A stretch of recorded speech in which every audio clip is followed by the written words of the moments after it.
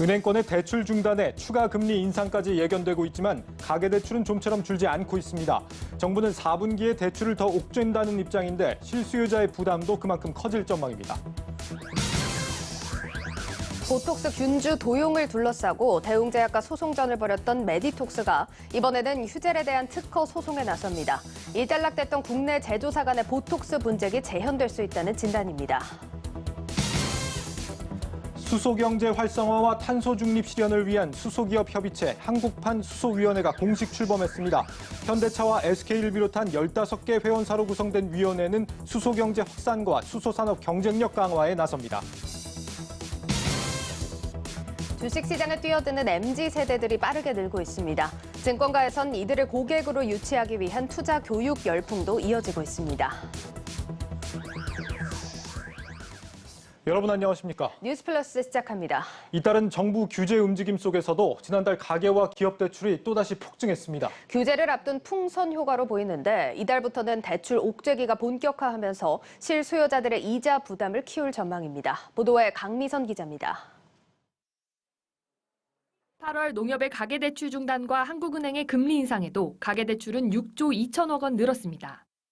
7월 약 10조 원 증가에 비해 증가폭은 줄었지만 올 1월과 3월 증가폭과 비슷한 수준의 증가세입니다.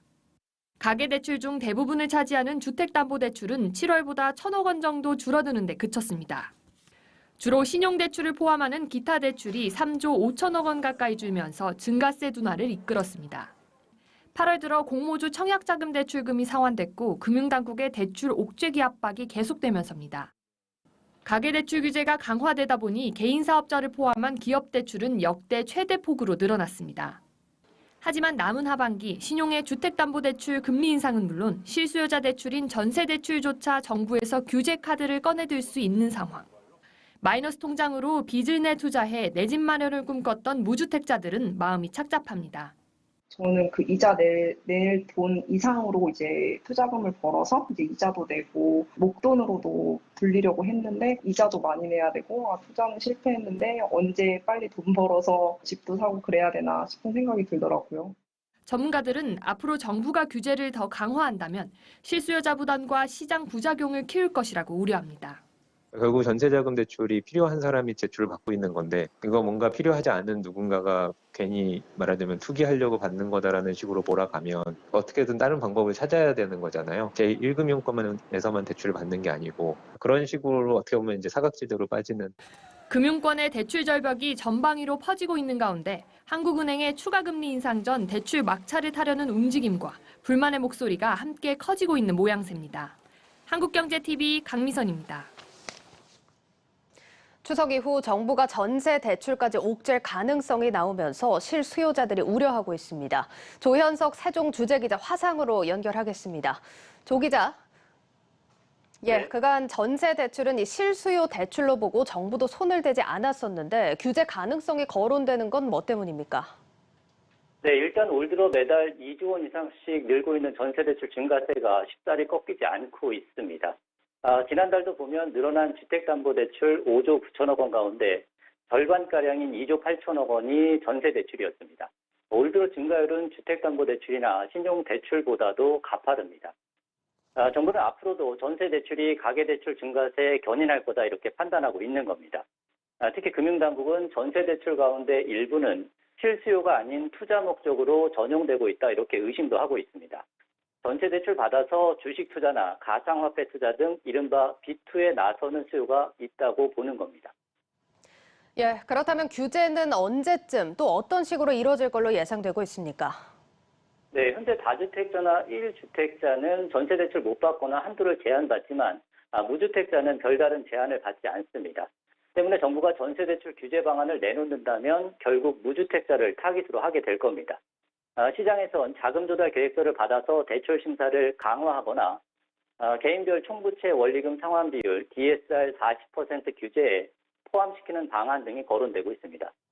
대책 발표 시점은 추석 이후가 될 것으로 예상되는데 금융위 입장은 아직 구체적인 방안은 확정되지 않았다 해서 현재로선 검토하고 있지 않다, 이렇게 살짝 뉘앙스가 바뀌고 있습니다.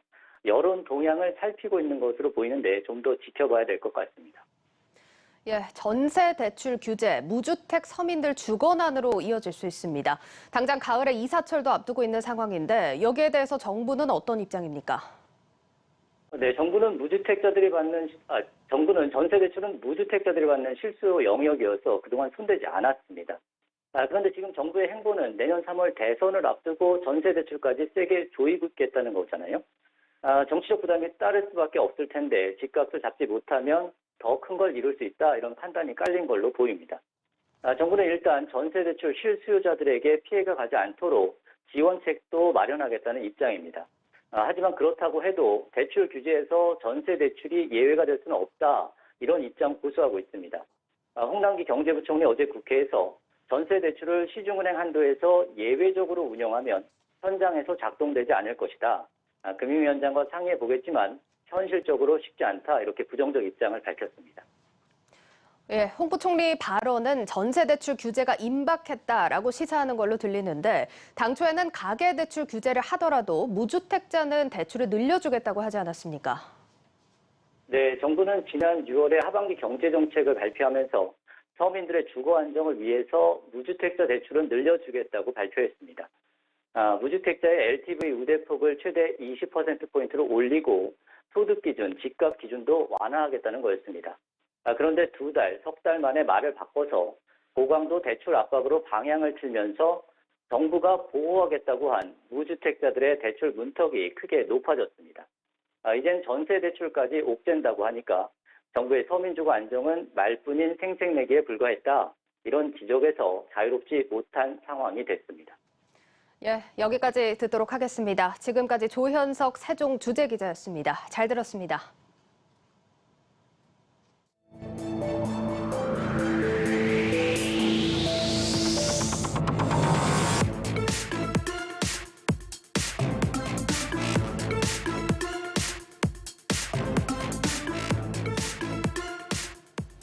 메디톡스가 이르면 다음 달 GS그룹이 인수한 국내 보톡스 1위 업체 휴젤을 상대로 특허 소송에 들어갑니다.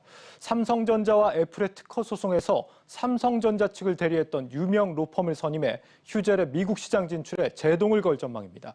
정재홍 기자가 단독 보도합니다. 대웅제약과 보톡스 원천 기술 도용을 놓고 몇 년간 치열한 공방을 펼쳐온 메디톡스. 미국 국제무역위원회 ITC가 메디톡스의 손을 들어주자 국내 보톡스 1위 업체 휴젤을 다음 타깃으로 삼았습니다. 한국경제TV 취재 결과 메디톡스는 지난 3월 미국의 자사 보톡스 제품 품목 허가 신청을 한 휴젤을 상대로 이르면 다음 달 특허 소송을 시작합니다. 애플, 화웨이와 스마트폰 특허 소송에서 삼성전자를 변호했던 지적재산권 전문 세계적인 로펌 퀸 엠마뉴엘이 전방에 나섭니다. 메디톡스는 앞서 퀸 엠마뉴엘 선임 이유에 대해 자사의 지적재산권을 침해해 해외 진출하는 기업들로부터 정당한 권리를 되찾겠다고 밝힌 바 있습니다. 메디톡스가 휴젤에게 의심의 눈초리를 보낸 건 이번이 처음이 아닙니다. 2016년 메디톡스는 균주 출처를 놓고 공개 토론을 제안하며 기술 도용에 대한 의혹을 제기했습니다. 메디톡스가 대웅제약과의 법적 공방에 집중하는 사이 휴젤은 국내 보톡스 시장 점유율 1위를 차지했습니다.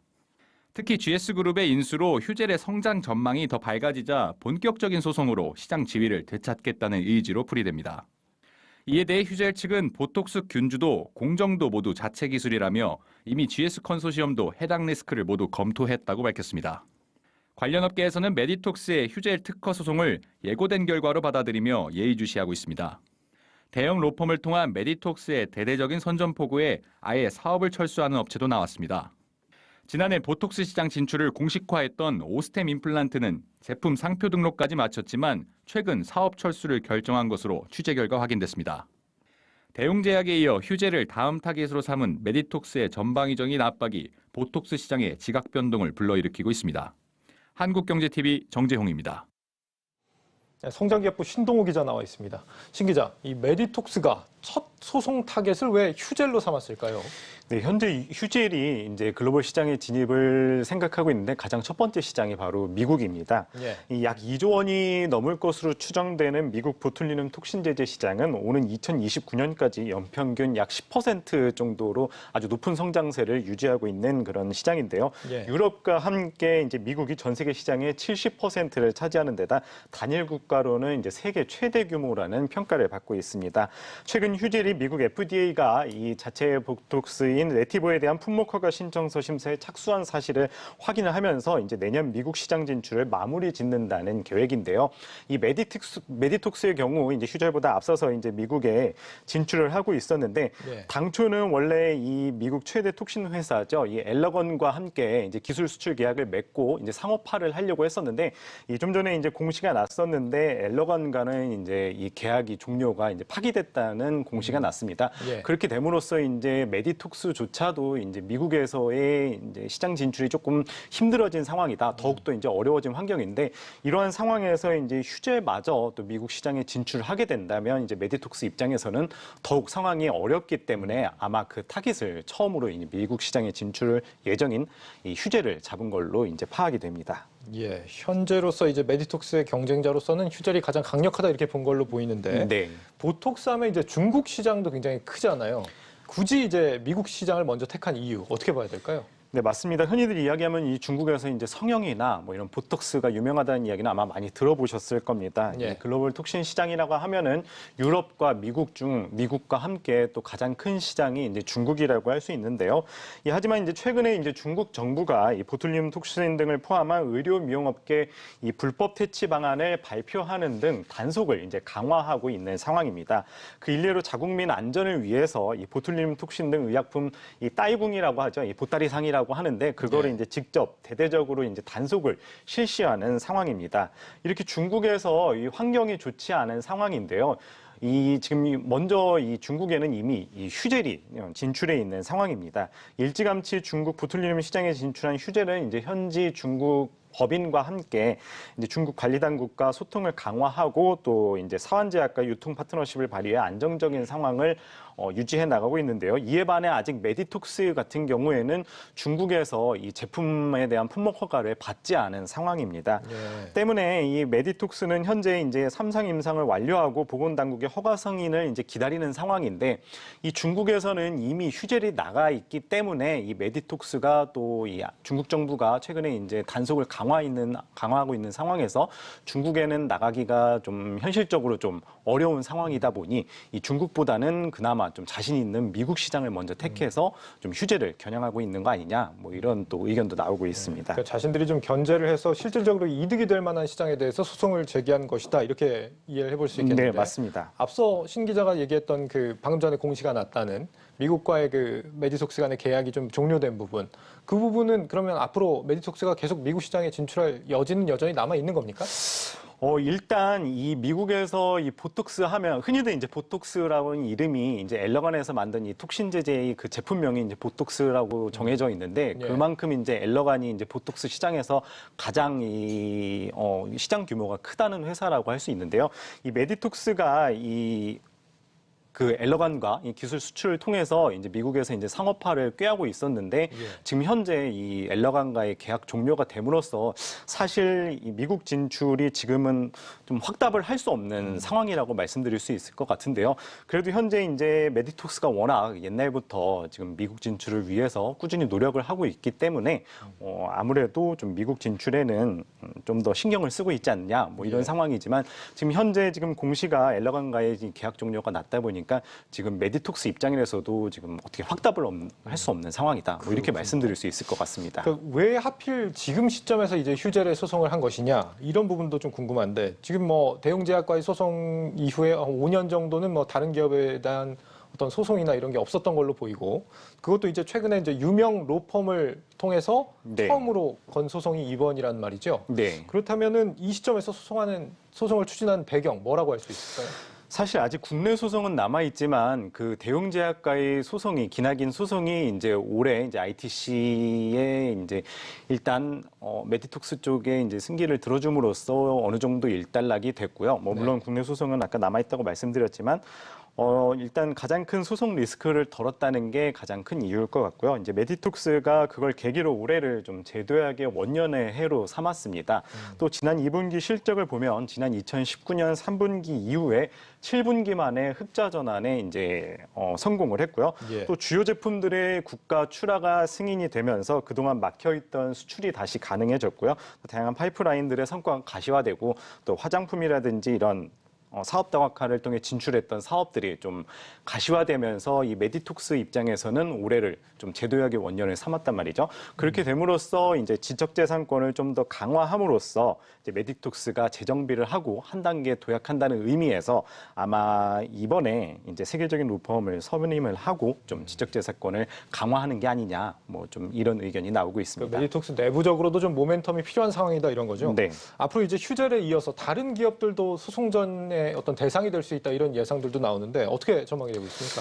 네, 결론부터 말씀드리자면은 아무래도 이제 메디톡스로 시작된 이 소송이 이제 보톡스 시장이 재편될 수 있다, 뭐 이렇게 좀 말씀드릴 수 있을 것 같습니다. 예. 이 앞에 리포트에서도 설명을 했듯이 메디톡스가 퀸앤매뉴엘을 선임 이후로 지식재산권을 침해해 해외 진출을 추진하고 있는 이 모든 국내 기업을 대상으로 이제 정당한 권리를 되찾기 위해서라고 했는데요. 예. 이 업계에서는 이를 두고 국내에서 이 보톨리눔 톡신을 개발하거나 출시한 이 기업들에 대한 기업들 보내는 이제 선전포고로 좀 해석을 하고 있습니다. 현재 전 세계적으로 개발한 성공한 해외 이 톡신 제품을 보면요.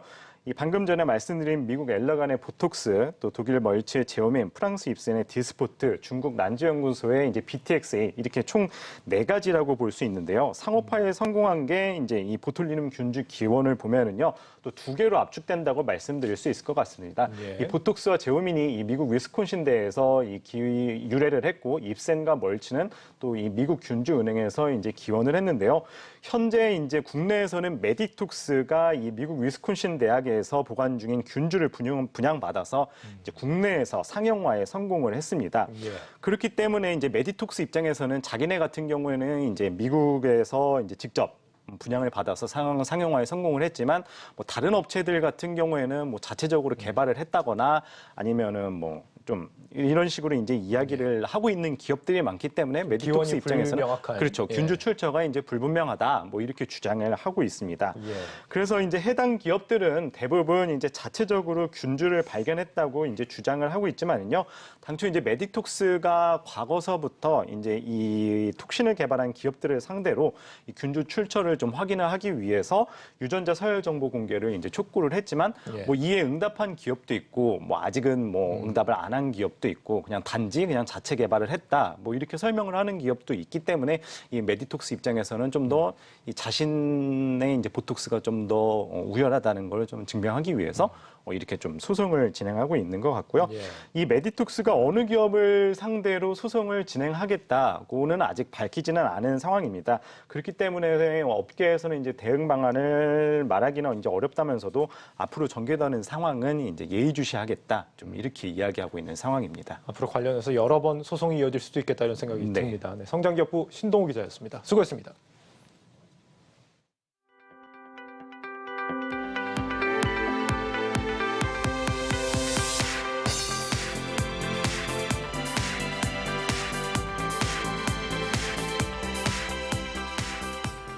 현대차와 SK, 포스코처럼 국내 수소 경제를 주도하는 주요 기업들이 공식 협의체를 출범했습니다. 정의선 회장이 협의체 간사를 맡고 글로벌 수소 사업 진출을 위해 힘을 모은다는 방침입니다. 송민아 기자입니다. 둘, 셋! 정의선 현대차그룹 회장과 최태원 SK그룹 회장, 최정우 포스코 회장 등 국내 주요 기업 총수들이 한자리에 모였습니다. 한국이 주도하는 글로벌 수소 생태계 조성을 위해 기업 총수들이 직접 나선 겁니다. 오늘 구성된 수소기업 협의체 공동의장사로는 현대차와 SK, 포스코가 선정됐고 정의선 현대차 회장이 대표 간사를 맡기로 했습니다. 국내 대기업으로 구성된 협의체는 우선 글로벌 수소 생산과 운송 사업에 진출해 주도적이고 안정적인 공급망을 확보한다는 계획입니다. The solution to this problem is to encourage a shift in the energy paradigm to hydrogen. I'm here today to tell you that hydrogen is a powerful solution for combating climate change. 이를 통해 궁극적으로 정책과 금융을 포함한 수소산업 생태계의 완성도를 높여간다는 방침입니다. 이날 행사에는 관련 기업들이 그리는 수소 생태계를 직접 확인할 수 있는 자리도 함께 마련됐습니다. 현대차는 수소 트럭과 무인 도심교통 모빌리티를 직접 타볼 수 있게 했고 트레일러 드론과 레스큐 드론과 같은 새로운 개념의 수소 모빌리티도 공개했습니다. 운전자가 없어도 무거운 물건을 쉽게 나를 수 있는 트레일러 드론입니다. 수소 연료전지를 활용해서 한 번 충전으로 1000km까지 주행이 가능합니다. 현대중공업은 이날 파워트레인 개발 기업인 AVL과 2025년까지 선박용 수소 연료전지를 개발하겠다는 내용의 양해각서를 체결했고 두산은 수소 굴착기와 휠 로더를 선보이며 글로벌 수소 중장비 시장에 도전장을 내밀었습니다. 지상과 항공, 해상용 수소 모빌리티는 물론 수소 생산과 운송까지 아우르는 청사진이 제시되면서 국내 수소산업 생태계가 보다 촘촘하게 짜여질 거란 기대감이 높아지고 있습니다. 한국경제TV 송민하입니다. ESG 경영이 기업의 생존 요건이 됐습니다. 세계 주요국들이 ESG 경영을 잘 실천하는 기업들을 우대하는 법안을 잇따라 통과시키면서인데요. 오늘 열린 환경 글로벌 ESG 포럼에선 이런 위기를 기회로 바꾸는 전략들이 제시됐습니다. 고영욱 기자입니다. 미국, 유럽 등 세계 5대 자산 시장의 ESG 투자 규모는 우리 돈으로 4,400조 원에 이릅니다. 국민연금도 내년까지 전체 자산의 50% 이상을 ESG 관련 자산에 투자한다는 계획입니다. ESG 요소들이 충분히 고려되면 될수록 ESG 평가가 높은 기업들에게는 좀 더 많은 투자의 기회가 있을 수 있고 그렇지 않은 기업들에게는 투자의 기회가 좀 줄어들 수도 있는. 그래서 전반적으로 봤을 때 이 책임 투자가 그 투자 리스트에 좀 변화를 줄 수 있겠다. 하지만 국내 기업 현장에서 ESG 경영은 이제 막 걸음마를 뗀 수준입니다. 글로벌 ESG 평가기관에서 최고 등급을 받은 기업이 한 곳도 없을 정도입니다. 이른 아침 국내 주요 기업 CEO들이 총출동한 건 환경 글로벌 ESG 포럼에서 해법을 찾기 위해서입니다. 다양한 챌린지와 니즈가 있고 이러한 것들을 어떻게 잘 조화롭게 수합을 해서 체계적인 전략으로 마련하느냐 하는 것이 큰 과제가 되고 있습니다. 그래서 지난 1, 2년 동안 삼성전자 같은 경우에는 내부적인 체계를 다잡고 각 부문의 전략을 기초를 마련하는 데 집중을 해왔습니다. ESG 경영 트렌드를 이끌고 있는 유럽 기업의 책임자들은 기조연설에서 에너지 효율성을 높이는 게 가장 중요하다고 입을 모았습니다. Electric motors in buildings and industry consume about 45% of the world's electricity, so huge savings are possible here. To support the transition to e-mobility, we are working with governments around the world and partners to install electrical vehicle charging infrastructure. 특히 전기차, 전기트럭 등을 활용한 탄소 배출 절감과 기업 물류 혁신을 강조했습니다. 또 협력업체와 함께 ESG 생태계를 만들어야 한다고도 조언했습니다. 세계의 ESG 전문가들을 한 곳에 모셔서 지구촌을 꿰뚫는 ESG 트렌드를 짚어내고자 했습니다. 환경 글로벌 ESG 포럼은 세계 각국의 ESG 경영 동향을 파악하고 전략을 마련하는 플랫폼으로 자리 잡았습니다. 한국경제TV 고영욱입니다. 증권사들이 주식 투자를 처음 시작한 MZ세대를 잡기 위해서 투자 교육 서비스를 강화하고 나섰습니다. 똑똑한 투자자를 유치하는 게 증권사들의 미래 수익에도 보탬이 될 거라는 판단 때문입니다. 오민지 기자가 취재했습니다. 최근 정치권에서 MZ세대를 부르는 호칭으로 민지라는 이름을 차용해 화제가 됐습니다. 젊은 세대와 친근하게 소통하는 이미지를 주기 위해서입니다. 남자 버전으로는 민준이도 나왔습니다. 이런 현상은 정치권만의 일은 아닙니다. MZ세대를 꾸준히 공략해온 증권가 역시 전국 민지의 마음을 사로잡기 위해 주식 투자 교육이라는 새로운 카드를 꺼내들었습니다. 뭐야, 애플은 사과를 만들어 파는 기업이다 뭐지? 아, 해외주도 살 수 있구나. 어디? 애플. 스타벅스. 스타벅스. 디즈니. 이처럼 MZ세대의 흥미를 끌만한 콘텐츠로 재미있게 주식 관련 교육을 받을 수 있는 플랫폼이 속속 등장하고 있습니다. NH투자증권은 최근 디지털 브랜드 플랫폼인 투자가 문화로를 론칭했습니다. 이 플랫폼에서는 1억 원 모의 투자와 투자 성향 MBTI 분석, 투자 능력 측정고사 등 다양한 콘텐츠를 즐길 수 있습니다. 삼성증권 역시 지난 7월 동영상으로 체계적인 투자 교육을 받을 수 있는 투자스쿨을 오픈했습니다. 자신의 경제 지식 수준에 맞추어 공부할 수 있도록 투자 관련 시험을 본 뒤 동영상 교육을 받도록 해 단계별 커리큘럼을 구축한 것이 특징입니다. 신한금융투자도 증권가 리포트를 쉽게 풀어 쓴 투자연구소를 만들어 MTS와 포털로 제공하고 있습니다. 증권가는 장기적으로 똑똑한 투자자를 키우는 것이 고객 유치와 함께 향후 투자 시장에도 긍정적일 것으로 내다보고 있습니다. 더 큰 돈을 투자를 하면서도 제대로 공부하고 접근하는 분들이 생각보다 작아요. 하락할 때는 또 어떤 식의 투자를 해야 될 거고 요거를 제대로 아시는 분들이 늘어난다 그러면은 장기적으로는 증권사 입장에서도 좋겠죠. 그런 부분. 미래 금융시장의 주축이 될 전국의 민준이들. 이들을 사로잡기 위한 증권가의 온라인 투자 교육 경쟁은 한층 더 가열될 것으로 보입니다. 한국경제TV 오민지입니다.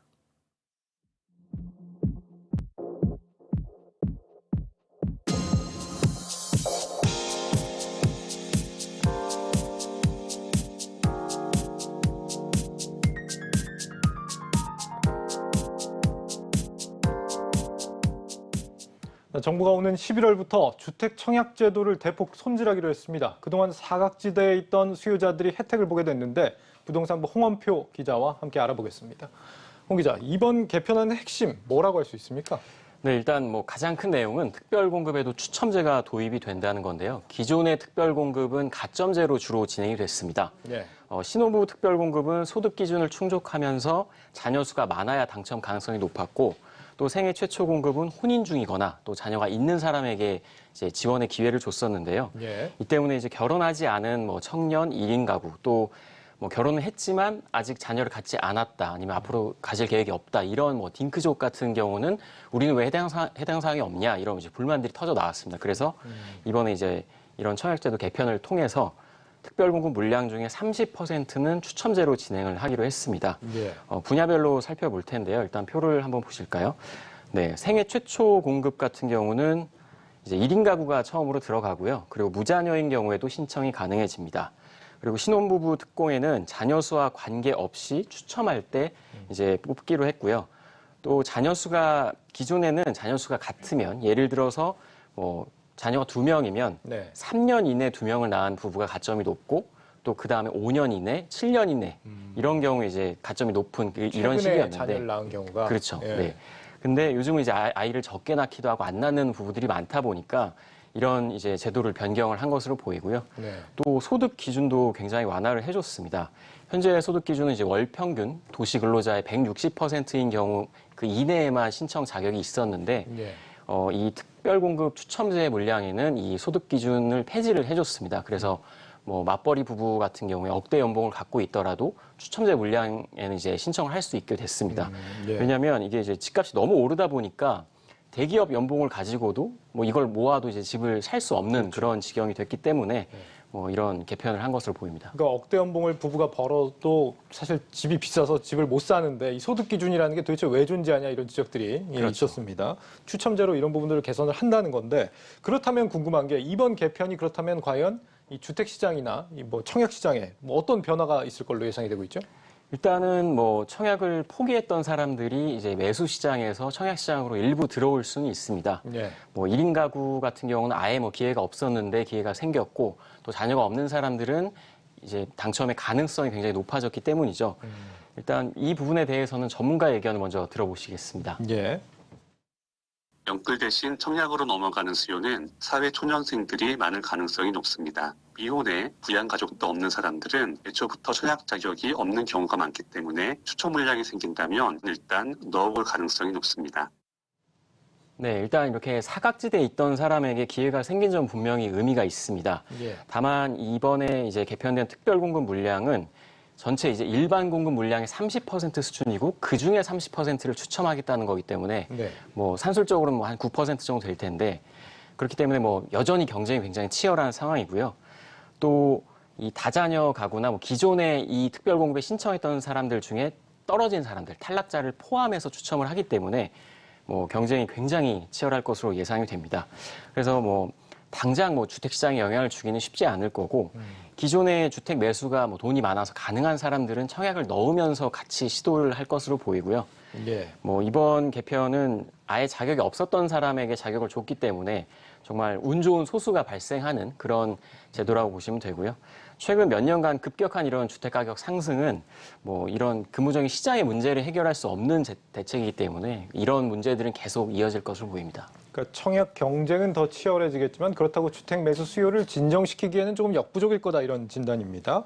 이번 대책으로 이제 새로 생긴 부분 때문에 기존 제도에서 혜택을 볼 수 있었던 뭐 4050 세대 같은 경우에는 오히려 이제 기회가 줄어드는 게 아니냐 이런 우려도 있는 것 같은데 어떻습니까? 네, 기존 이 특별공급 대기 수요자들은 뭐 우리가 피해를 받았다 이렇게 생각할 수 있는데요. 예. 그래도 정부는 이 대기 수요자 70%에게는 우선 공급을 하기 때문에 크게 뭐 이제 걱정 안 하셔도 된다 이렇게 얘기를 하고 좀 전에도 설명드렸지만 추첨 30% 중에 이제 떨어진 사람 포함해서 추첨을 하기 때문에 실질적으로는 뭐 이 새롭게 자격이 들어온 사람들의 가능성이 그렇게 높지는 않습니다. 뭐 산술적으로 하면 4.5% 정도로 계산이 나오는데 그렇기 때문에 뭐 너무 걱정은 안 하셔도 되고 또 저소득층을 위해서 지어진 이 공공주택에는 이번 이 제도 개편이 적용이 되지 않습니다.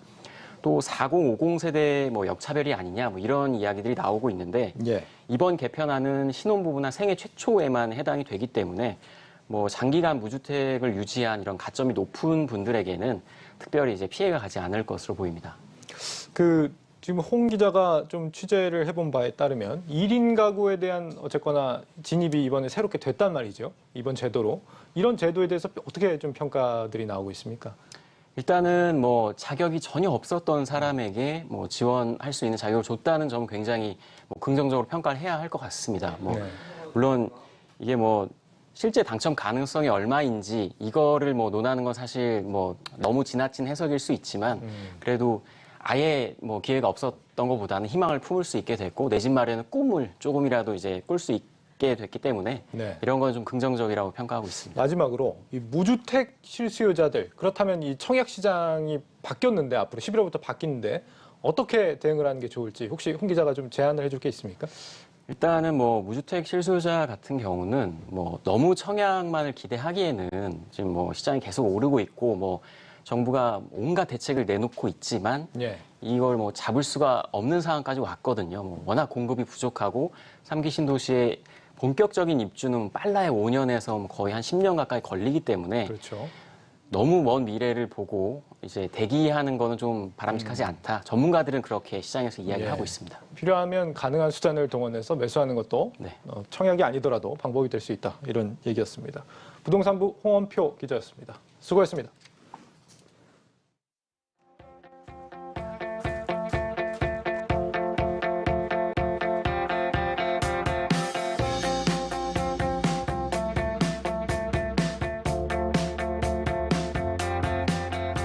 The Wrangler 4xe is the most technologically advanced and capable eco-friendly Wrangler in the brand's history, providing a near-silent, open-air experience both on and off-road that allows you to get so much closer to Korea's beautiful nature.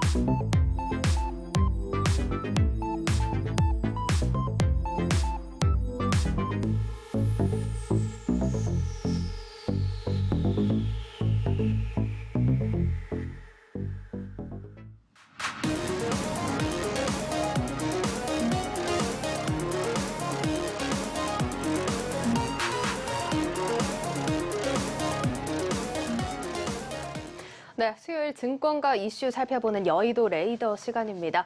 자, 어제부터 현대중공업이 공모 청약을 진행을 했고요. 오늘 마감을 했습니다. 이틀간 이뤄질 청약인데요. 어제 전해드린 바로는 이 청약 이전부터 기대감이 매우 컸다라고 또 저희가 전해드린 바가 있습니다. 자, 그렇다면 마감 상황 어떻게 마감이 됐는지 또 향후 주목해야 할 부분은 어떤 부분인지 증권부 오민지 기자와 함께 자세하게 짚어보도록 하겠습니다.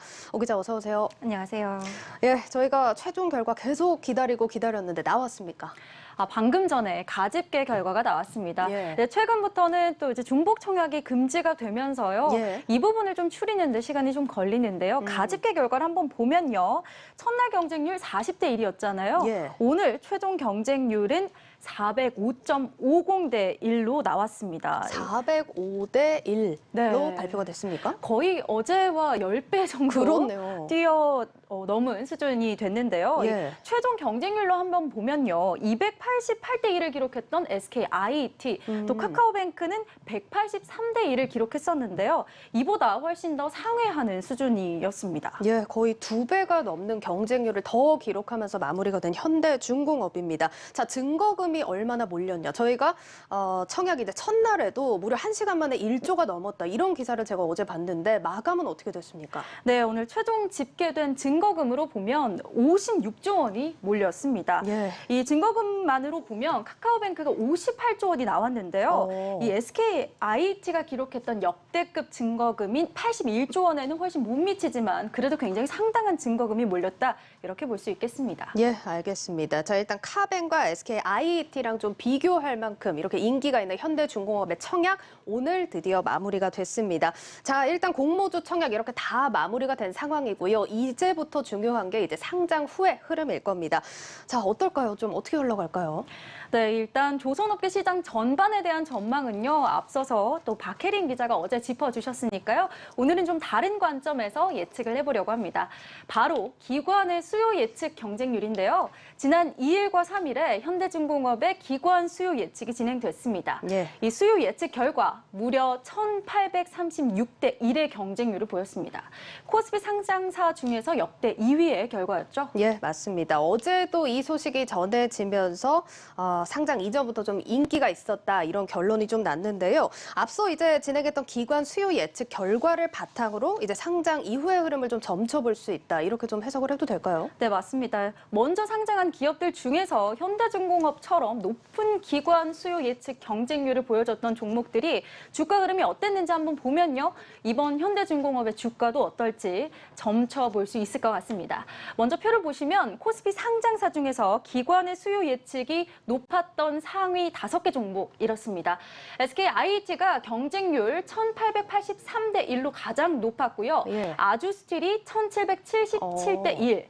카카오뱅크가 1,733대 1, 그 뒤로 일진하이솔루스, SK바이오사이언스 등이 순위에 이름을 올렸습니다. 예, 이 중에서 지금 발표가 된 바로는 현대중공업이 1,836대 1로 역대 2위를 기록한 겁니다. 그렇습니다. 자, 이 기업들도 기관 수요 예측이 높았으니까 지금 주가 흐름을 지금에는 좀 데이터가 나오다 보니까 이제는 좀 예측을 할 수가 있겠네요. 네, 이 기관 투자자들은 투자에 대한 오랜 경험이 있기 때문에 좀 전문 투자 주체로 분류가 되는데요. 이런 기관 투자자들의 높은 수요 예측이 주는 시그널도 긍정적이라고 할 수 있습니다. 실제로 앞서서 보셨던 상위 5개 종목들의 한 달 뒤 주가를 한번 정리해봤습니다. 보시면 한 달 수익률이 50%에서 148%까지 약 2.5배까지도 올랐는데요. 상장한 지 비교적 시간이 좀 지난 SKIT나 SK바이오사이언스는 현재 주가로 비교를 해보자면 수익률이 더 많이 오릅니다. 예. 현재까지 수익률로는요. SKIT가 100%의 수익률을 달성해서 주가가 공모가의 2배가 됐고요. SK바이오사이언스는 373%로 약 4배에 가까운 수준입니다. 이 기관의 선택이 틀리지 않았구나 이런 점을 좀 증명한 게 아닌가 싶습니다. 예, 뭐 물론 개별 이슈가 적용이 되면서 주가가 좀 등락을 보였던 기업들도 있습니다만 일단 통계적으로 보더라도 기관 수요 예측이 높았던 종목들이 장기적으로 보자면 상장 이후에도 수익률이 좋았다 이렇게 좀 결론을 내볼 수가 있겠습니다. 자, 일단 현대중공업 수요 예측 역대 2위입니다. 이런 관점에서 보자면 어떻게 좀 흘러갈까요? 네, 방금 살펴본 기관의 수요 예측 입장으로 살펴보면요. 현대중공업의 수요 예측 경쟁률 말씀드린 것처럼 역대 2위입니다. 앞선 사례들을 봤을 때 단기적으로도 주가가 1.5배에서 2배까지도 기대해 볼 수 있지 않을까 예상이 되는데요. 실제로 증권가는 어떻게 봤느냐 예측을 한번 보니까요. 신한금융투자에서도 목표 주가를 9만 원 제시했습니다. 공모가가 6만 원이니까 50% 정도 상승 여력이 있다 이렇게 본 겁니다. 일단 목표 주가 같은 경우는 상승 여력이 좀 충분하게 제시가 된 모습입니다. 자, 그래도 저희가 그간 또 배운 게 있듯이 일단 공모주들 지켜보면은 장기적으로는 뭐 기업들이 적정한 가치를 평가받아서 잘 갔다고 하지만 이 상장 직후에는 좀 흘러내리거나 좀 등락이 있던 모습을 저희가 경험을 했습니다. 조심할 부분은 없을까요? 네, 그런 점에서 좀 변수가 될 수 있는 부분 의무 보유 확약 비율입니다. 앞서서 기관 수요 예측 상위 종목 중에서 이번 현대중공업이 의무 보유 확약 비율은 가장 낮습니다. 의무 보유 확약 비율이 53.1%를 기록했는데요. 이 절대적인 수치로 보면 낮은 비율은 아닙니다. 다만 다른 상위 종목에 비해서는 좀 낮다 이런 부분이죠. 이 부분이 또 주가 흐름에 얼마나 영향을 미칠지는 모르겠지만 또 의무 보유 확약이 기간이 있잖아요. 그 기간에 따라서 풀리는 물량 확인하시고 또 주가의 향방을 예의주시하시는 것이 좋겠습니다. 알겠습니다. 자, 일단 이 의무 보유 확약, 보호 예수 물량이 풀리는 기간은 조금 더 꼼꼼하게 체크를 하셔서 투자 전략을 세워보셔야겠습니다. 자, 그리고 앞서서 지난주에 또 오 기자가 직접 전해주셨지만 이 증권사들이 이제 새로 신규 상장하는 주식들의 공모가를 평가할 때 좀 높게 책정을 하는 면이 있다. 이런 부분을 전해주셨다 보니까 이제는 투자자분들이 이런 종목들을 볼 때 이게 기준이 될 수 있을 것 같거든요. 지금 이제 현대중공업 같은 경우는 공모가가 6만 원으로 책정이 됐습니다. 여기에 대한 평가는 어떻습니까? 사실 이 공모가에 대해서 최근에 공모주 시장이 화랑을 보이면서 계속 고평가 논란이 좀 이어진 것이 사실입니다. 이 조선업 자체로만 보면은 IPO 시장에서 좀 매력적인 종목으로 좀 주목을 받지는 않았지만요. 이번 현대중공업은 좀 그런 점에서 고평가 논란을 피해 갔습니다. 이 부분으로 보면은 대여급 종목들 뭐 카카오뱅크나 크래프톤 같은 경우는 상장 전까지 계속해서 고평가 논란이 있어 왔지만 시장의 전망도 그렇고 현대중공업 자체에 대해서도 좀 긍정적이다. 상장 이후에도 이 공모가를 지킬 수 있을 것이다. 또 성장할 것이다. 이렇게 증권가가 예측을 한 거죠. 예, 알겠습니다. 자, 일단 공모가에 대해서는 뭐 고평가 논란은 일지 않고 있는 상황입니다. 이 부분은 좀 긍정적으로 바라보셔도 될 것 같고요. 자, 그리고 또 중요한 평가 기준이 될 수 있는 게 이제 시장에서 보는 전망입니다. 시장 전망, 업황 전망은 어떻습니까? 네, 이 업황 전망도 공모가에 대해서 투자 메리트가 있다 이렇게 분석이 됐는데요. 특히 우리 조선업이 8월 중에서 전 세계 발주량의 절반 정도를 받아왔습니다. 그 정도로 인정을 받고 있는 조선업이라는 건데요. 이 세계에서 조선업의 위상, 우리나라 조선업의 위상이 계속해서 굳건하기 때문에 현대중공업 자체도 업계에 좀 메리트를 받을 수 있을 것으로 보이고요. 현대중공업 자체만으로 봐서도 또 경쟁력이 있습니다. 또 증권가 중에서 NH투자증권은요. 국내 경쟁사 대비해서 해양 플랜트에서 사업 손실 비중이 적다. 이렇게 평가를 했고 그래서 하반기부터는 양호하게 좀 실적이 보일 것이다. 이렇게 예상을 하고 있습니다. 알겠습니다. 자, 이제 상장 앞두고 있고요. 하반기부터는 또 업황까지 기대를 받고 있다고 합니다. 좀 기대를 가져보셔도 좋을 것 같습니다. 자, 그리고 오늘 오민지 기자가 뉴스플러스 외전 또 진행을 하지 않습니까? 오늘 무슨 내용이 준비되어 있을까요? 네, 오늘도 여러분들이 궁금해하실 내용 기자들의 뒷이야기 뉴스 외전에서 함께 만나볼 텐데요. 오늘도 정재원 기자가 단독으로 리포트를 해왔던 그 취재 뒷이야기 준비가 되어 있고요. 저도 또 재밌게 진행을 할 거고 두 번째 기자님은 제가 좀 비밀에 붙이도록 하겠습니다. 기대해 주시고 많이 시청해 주시면 감사하겠습니다. 예, 알겠습니다. 자, 저희 한국경제TV 유튜브가 아니라요. 뉴스플러스 채널 유튜브에서 뉴스플러스 외전도 이어지는 만큼 많은 시청 바라겠습니다. 자, 오늘 여기까지 듣도록 하겠습니다. 증권부 오민지 기자와 함께했습니다. 고맙습니다.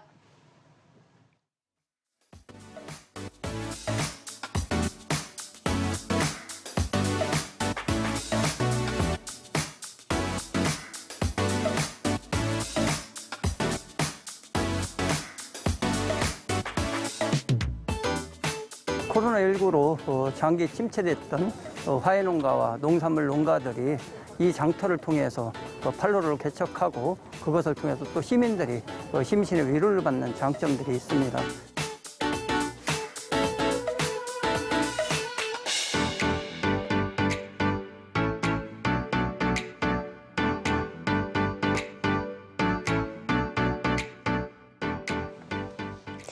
네, 오늘 네이버와 카카오 주가 급락 소식에 투자자분들 많이 당황하셨을 겁니다.